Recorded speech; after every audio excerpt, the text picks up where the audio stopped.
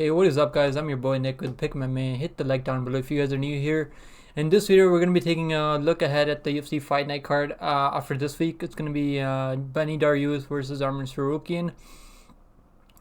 They're trying to make their way into the top 5 rankings.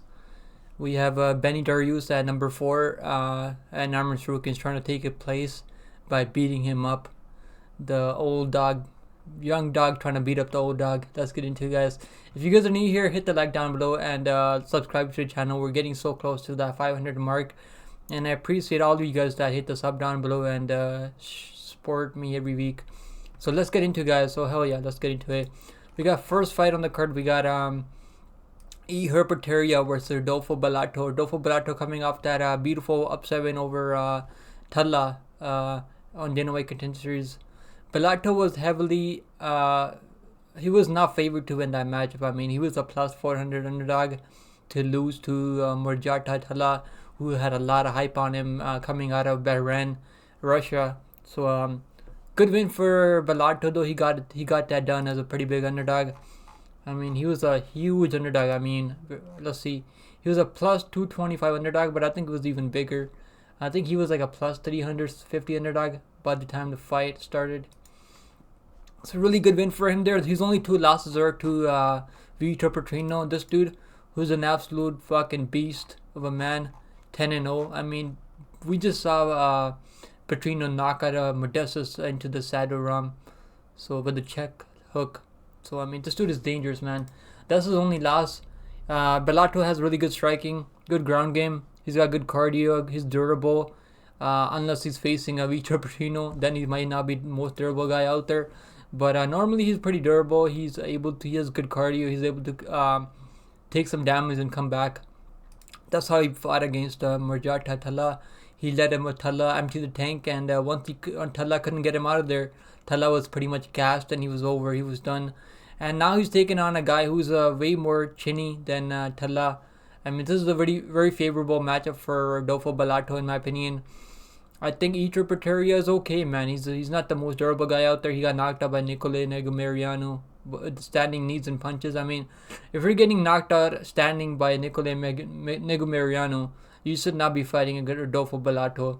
Then he knocked out Miesha, who's way past his prime, like a year ago. And then he got knocked out by Carlos Ulberg in the first round with like a first left hook that he got caught with. So this is a pretty easy fight to pick. Both these guys are strikers.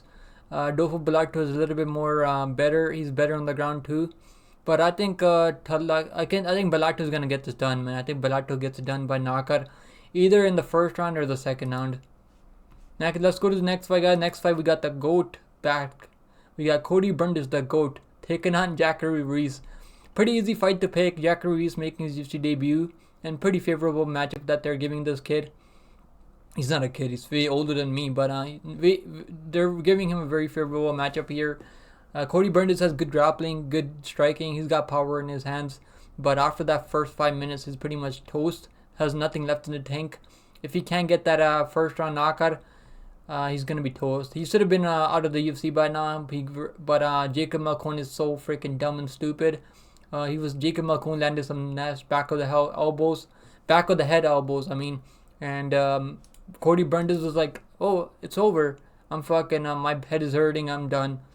He saved his UFC career with that DQ win over Jacob Malkoun, but he was getting dominated by Jacob Malkoun. So I don't think Cody Brundage is back. I think he's just a fucking quitter, and I think Zachary Reese is gonna send him out of the UFC. I'm gonna say Zachary Reese gets the first round finish, either submission or knockout. I'm gonna say at the end of the first round. I think Zachary Reese. I think these guys are gonna have a fight. They're gonna go back and forth. I do like the experience factor for Cody Brundage, but this is not a guy that you can trust anymore. I think Zachary Reese gets this done by first round submission is my call. I think Cody Brundage is gonna wrestle, and I think Zachary Reese. That's what he did against Ali Aranov on Dana White Contender Series. He pretty much let Aranov go for that takedown, and then he grabbed that submission armbar. So I think he can do the same thing here. I think Zachary Reese by first round submission is my call. Let's go to the next fight, guys. Next fight, we got a really good matchup here between Steve Garcia versus Melquizael Costa. Steve Garcia is a striker, and Melquizael Costa is a grappler. And this is an easy fight to pick in my opinion. I think if Melquizael Costa can't get those takedowns, even though he showed pretty good striking against Austin Lingo, but Austin Lingo is not that good. This is a big step up in competition for Melquizael Costa, and I don't think he's going to pass the test. He's 4 years younger, so he does have the youth advantage. He's going to be smaller here. Steve Garcia training out of Jackson Wink MMA, and Costa training out of Chute Box. So both these guys are training out of high level gyms. I'm going to say Garcia gets it done. I think Garcia by knockout. Most people are picking Costa, and I get it why. But I think Steve Garcia gets done by knockout. Let's go to the next fight, guys. Next up, we got Wellington Turman and taking on Jared Gooden. Jared Gooden is still in the UFC. I didn't think he was in the UFC anymore, but he is, I guess. So this is a grappler versus striker matchup here. Wellington Turman versus Jared Gooden. And Jared Gooden isn't really looking all that good. He lost to Carlston Harris. No shame losing to Carlston Harris. Carlston Harris is pretty good. Before that, he got picked up some wins on the regionals. He got knocked out by Impa Kasangane. Is that how you say that name? But no shame getting knocked out by Impa. Impa's a fucking beast of a striker. But this fight, Wellington Turman's going to have to get some takedowns to have some success. If this fight stays on the feet, I think Jared Gooden can win this fight. But I do think Wellington Turman can get 1 or 2 takedowns. And he's got good jiu-jitsu. When he does get the takedowns, he's got a lot of submission wins on his record. He's got 1 submission win in the UFC, 2 wins by decision. But as long as he doesn't get knocked out here, I think Turman can win this fight. I'm going to say Turman gets it done by decision. I don't think he's going to submit Jared Gooden. Jared Gooden is pretty durable. Doesn't really get finished all that much. He's never been submitted. He's only been knocked out twice. And he's 1-4 in the UFC. He's fought some good level of competition. But I think Turman gets it done by decision. Next fight, guys. Next up, we got Joe Solecki taking on Drakkar Klose. And this is a really good matchup, man. This is a hard fight to pick. But I do like Joe Solecki here. Even though he's at a disadvantage in experience, Drakkar Klose has way more experience than him, fought a way better level of competition. But he's 35 years old, so he's getting up there in age. Not really the oldest guy. I mean, he's still looking good. He's training out of Fight Ready MMA, so good gym, training out of a good gym. He's got some good wins. Picked up a really good win over Rafa Garcia. Beat him by unanimous decision. I mean, Rafa Garcia is a good boxer. I mean, has a good jab. So Drakkar Klose beating him is a good look for him. But he hasn't fought in over a year and a half. In almost 2 years. He hasn't fought in over a year and a half, so I don't like that. I like guys that stay active, and Joe Solecki has been active, even though he hasn't fought the level of competition that Drakkar Klose has fought. But I like Joe Solecki here. I think if he can get some takedowns, I think it's going to help him. It's going to take his chances of winning much higher. But I do think Drakkar Klose is going to be the favorite on the money line. He's fought the better level of competition. He's got some better wins than Joe Solecki. But I think Joe Solecki is making some improvements, man. He's only 13-3 at 30 years old. He's still going to make a lot of improvements. And I think this is a good stylistic matchup test for him. This is a good test for him in the rankings. He's 28, number 28 ranked at lightweight. He's going to be taken on 22nd. Yeah. So I think Joe Solecki can get this done. I think he can get it done by decision. Can he? He needs to get those takedowns. If he can't get those takedowns, I think he could be in some trouble. But I do think he can get some takedowns. We have seen Drakkar Klose get taken down a couple of times. But if this stays on the feet, I think Drakkar Klose can win this fight. I think he can even knock out Joe Solecki on the feet. He's got some power, man. But I think I like Joe Solecki here. I'm a fan of Joe Solecki. Let's go to the next fight, guys. Next fight, we got Clay Guida taking on Joaquim Silva. And Clay Guida is a grappler, and Joaquim Silva is a grappler that can also strike.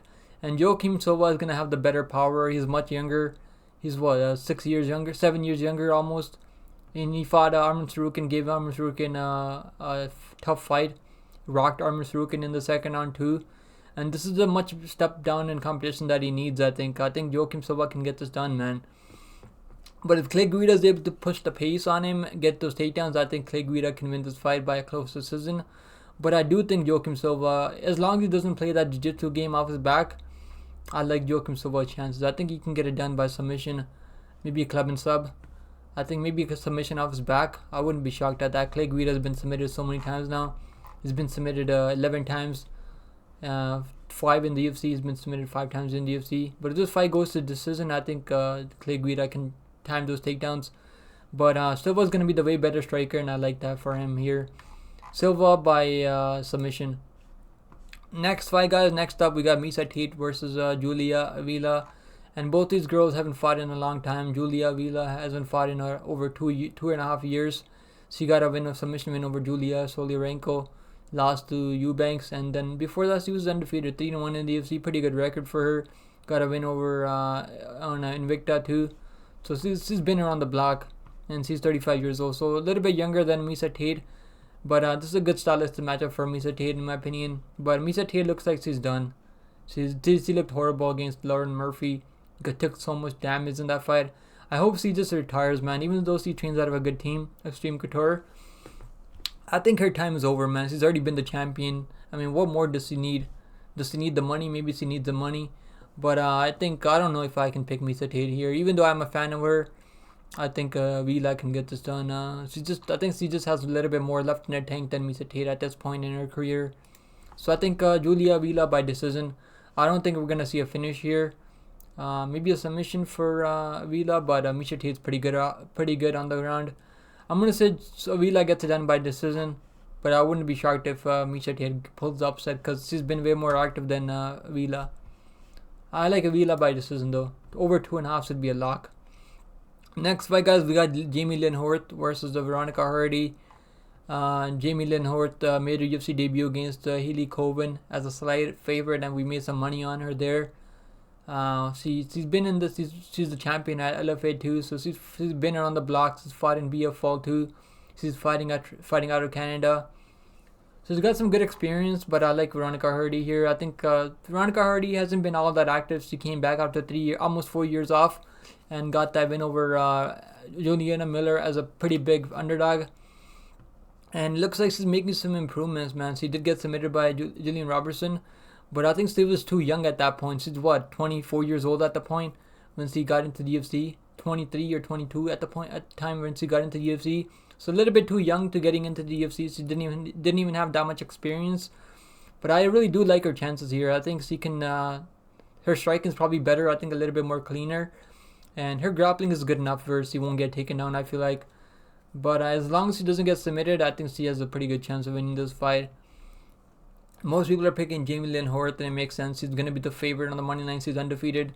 But I do like Veronica Hardy chances here. Maybe I could be biased. She's a little bit cute too. But I think Veronica Hardy decision maybe. But I wouldn't be shocked if Lyn Horth gets it done. Next fight, guys, we're on the main card now. Hit the like down below and leave a comment down below for the algorithm. Subscribe to the channel, guys. You guys already know the deal. We're getting so close to that 500 mark subscribers. Let's freaking go, guys. Hell yeah, let's get it. Let's get it. We got the main card now. We got the first fight on the main card opener. We got Punahele Soriano versus Dustin Stoltzfus, the tomato can Stoltzfus. Stoltzfus has to be one of the worst fighters at middleweight. I mean, but Punahele Soriano, he's pretty good, man. Punahele Soriano, he got knocked out by Roman Kopilov. No shame losing to Kopilov. Kopilov is a beast.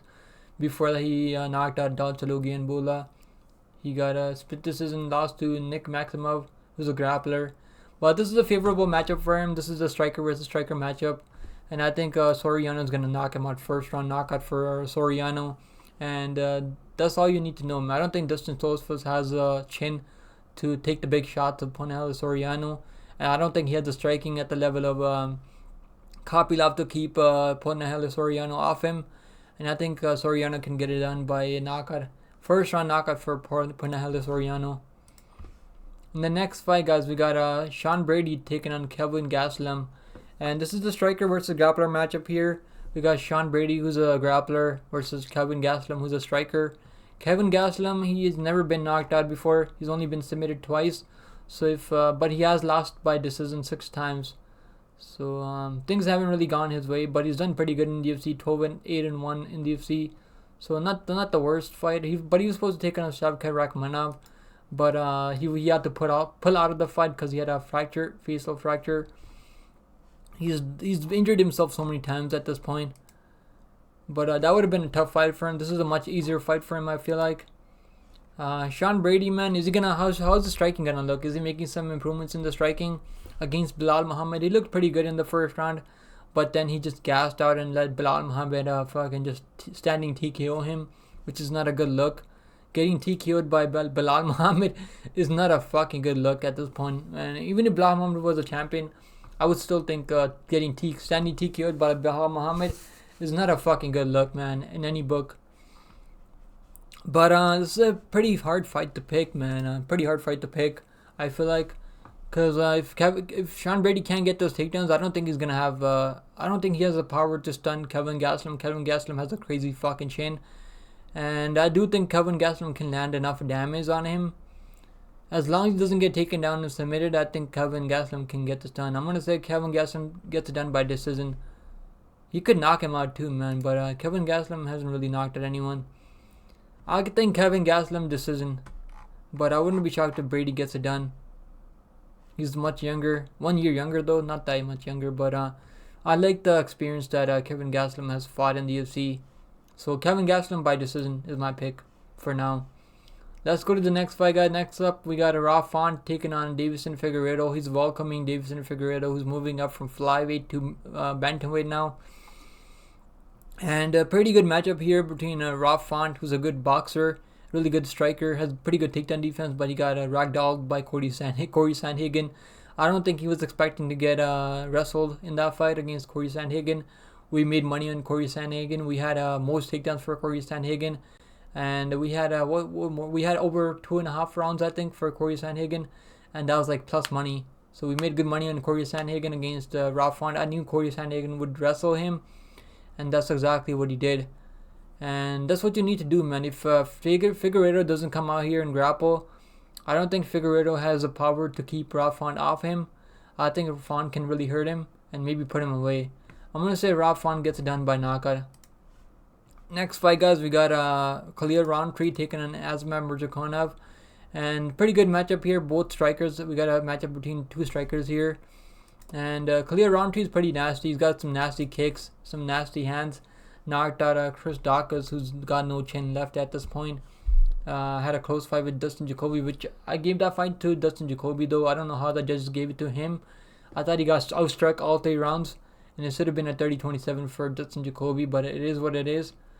But then before they knocked out Carl Robertson, knocked out Modestas Bukauskas. Modestas Bukauskas is super chinny. He got outworked by Marcin Prachnio. What the fuck? But yeah, man, I like Asmar Murzakanov here. I picked him in his every fight in the UFC at this point. I picked him in his last 3 fights. I picked him against Dana White Contender Series. I picked him in his debut. I picked him against Devin Clark. I picked him against Dustin Jacoby. But he was getting outworked by Tefan Chukwi, so there's that. He can definitely get outworked, man. This dude, he landed that flying knee in the 3rd round where he knocked Chukwi out, but before that he was losing that fight. If that fight went to the scorecards, he would have lost that fight by 30-27. But he was able to come back in the 3rd round, land that crazy flying knee and knock him out cold. Stiffened him. Crazy knockout. But he's done pretty good, man. 13-0, undefeated guy at light heavyweight. He looks to be making a lot of improvements. I mean, beating a guy, high-level glory kickboxer like Dustin Jacoby, that really tells you how good this guy's striking really is. I think Asmar Murzakanov can get this done. I think he can get it done by knockout too.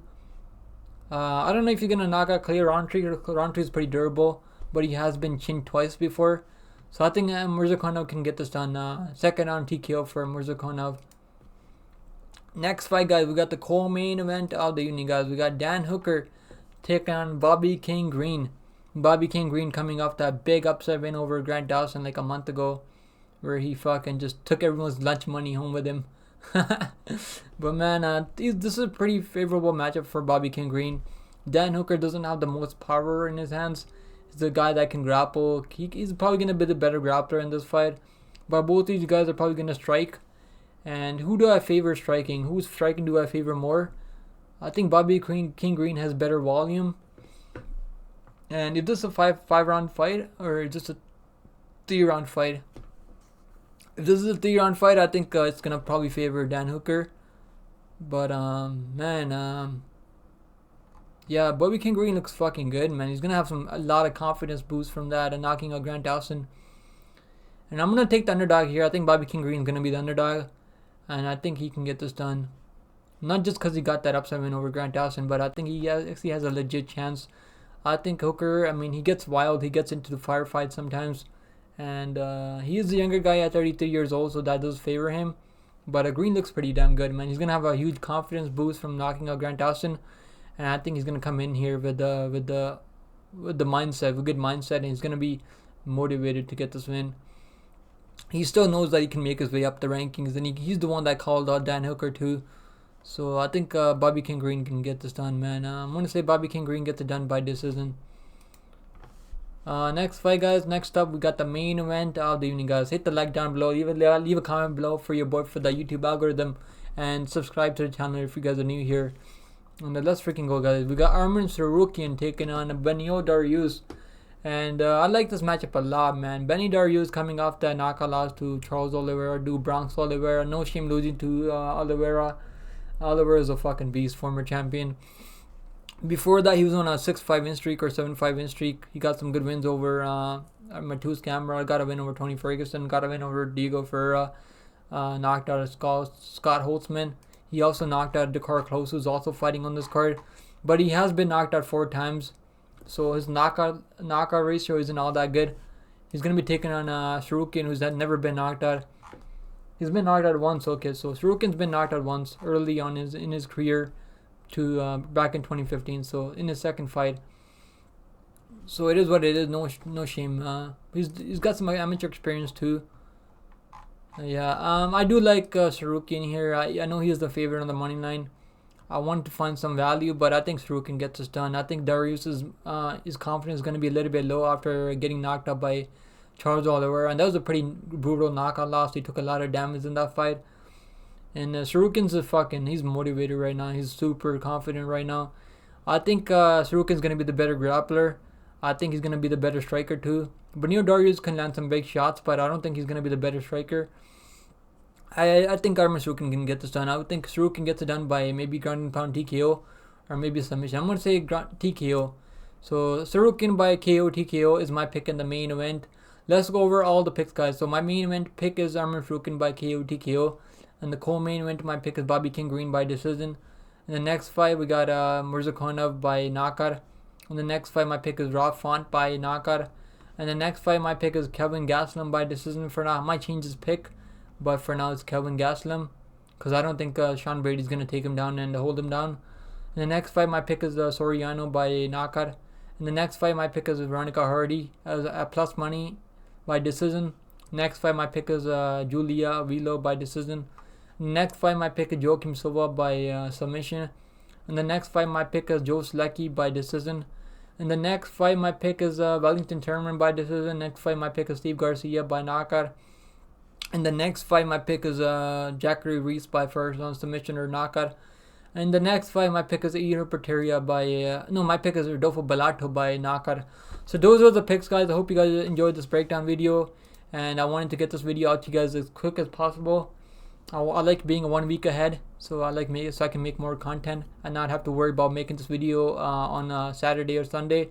So guys, I'll probably be busy with some work, and I'll probably be doing some live streams throughout the week, maybe if I feel like it. So I'll see you guys later, man. Take it easy. Thank you for watching this video, and I'll see you guys later, man. Take care of yourself. Stay safe out there like always, and enjoy the fights this weekend, guys. I'll see you guys on the next one. Later. And leave a comment down below. Let me know who you guys are three fight parlays are, and I'll give you guys a shout out in the next video if you guys give me your 3 leg parlays. It's gonna be at least plus money. Alright, guys. Take it easy. I'll see you guys in the next one later.